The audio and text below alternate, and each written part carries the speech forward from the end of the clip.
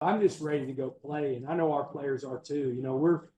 We understand we're going to use everything that's going to be said about us, and I'm going to use that ESPN did not have my quarterback who had better numbers than a majority of those quarterbacks that they posted on the graphic before the K-State Iowa State game. We're going to use that. We're going to use that the analysts said we're the most overrated team. I'm worried. I'm really worried about that analyst that, I don't know how much football that person's watched. I could say we're somewhere in the middle, but saying that the number of projected NFL players off this roster is comparable to Alabama, I'm concerned about that analyst that said we're the most overrated team.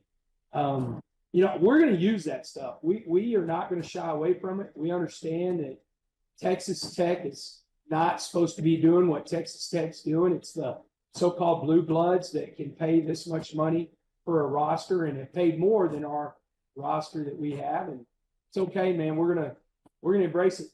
The biggest thing though is we got to go out and do it on the field. Like I could talk about it, our players could talk about it till we're blue in the face. We got to go play at a really high level. Why do you use the critics as motivation for your program while some other coaches just pretend like they don't hear or read any of that stuff?